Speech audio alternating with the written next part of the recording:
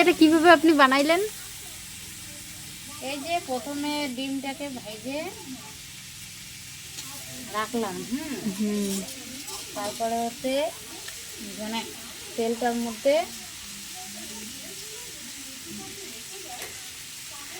মধ্যে কি পেঁয়াজ কুচোগুলো দিয়ে দিলাম, দিয়ে একটু লাল করে ভাজে তারপর ওইখানে রসুন একটু আদা দিয়ে দিচ্ছি।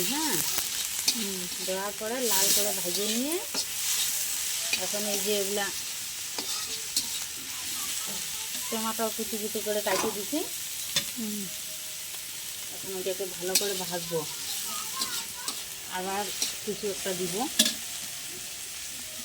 যখন দিব তখন দেখাচ্ছি। এই যে একটুখানি হালকা পরিমাণ হলুদ গুঁড়ো, তারপর হচ্ছে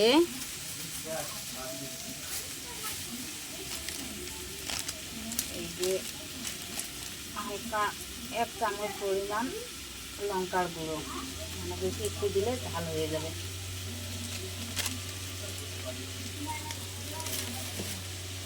তার সঙ্গে একটু সরষে বাটা আছে।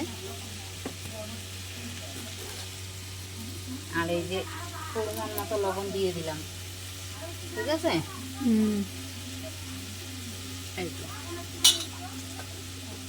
এখন এটাকে কি করবেন আপনি? এখন এটাকে একটু নাড়াচাড়া করে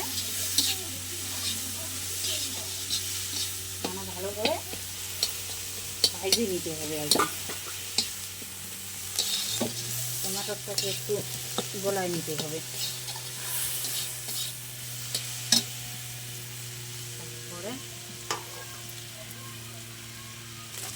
তারপরে দিব হচ্ছে একটু জিরার গুঁড়ো,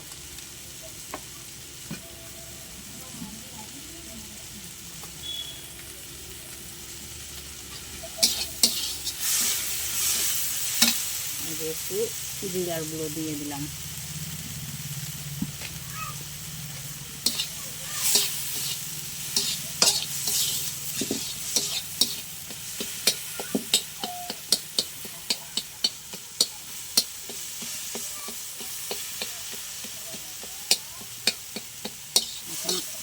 দেখতে থাকো এটাকে কীভাবে বানাচ্ছি, আর একটু হইলে তৈরি হয়ে যাবে। দেখান, আমরা দেখতেছি।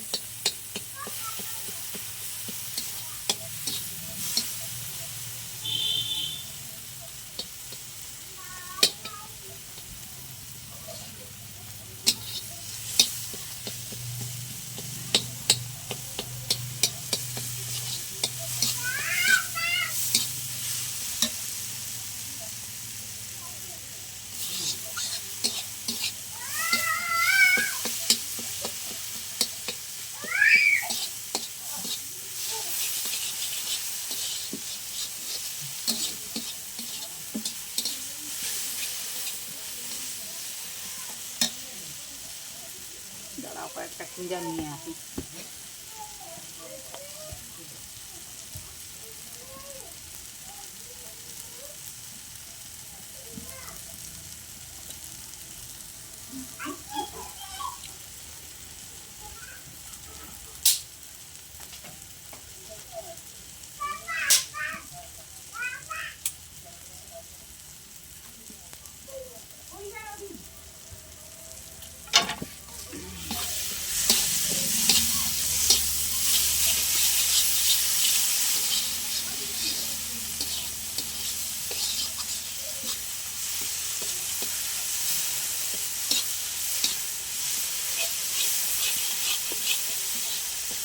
এখানে হালকা পরিমাণ জল দিতে হবে।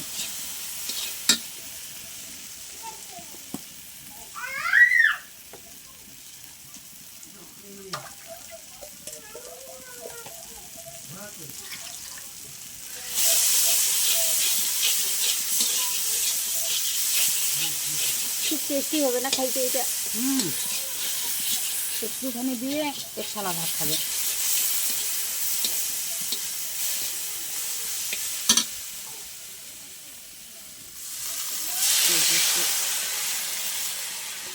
জল দিয়ে দিলাম।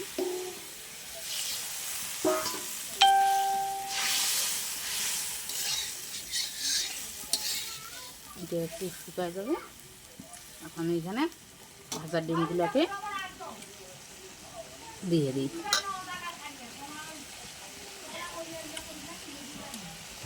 খুব সুন্দর তো রান্নাটা।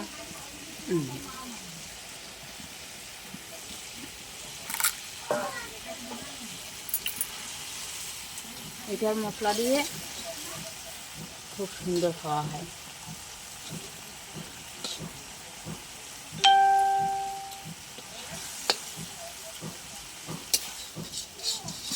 প্রায় হয়েই গেছে, আর একটু শুকাবে, নামাই দেবো।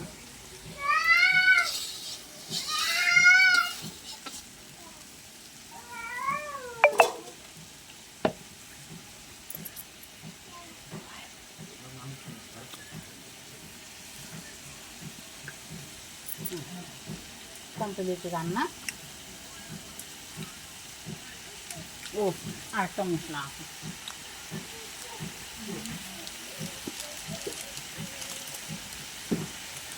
ঠেলা নিয়ে এঁটে দেবো।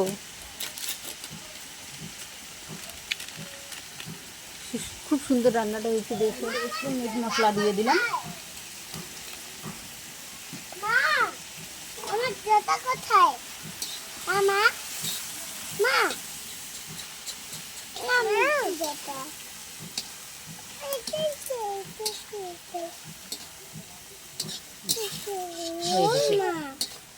হয়ে গেছে।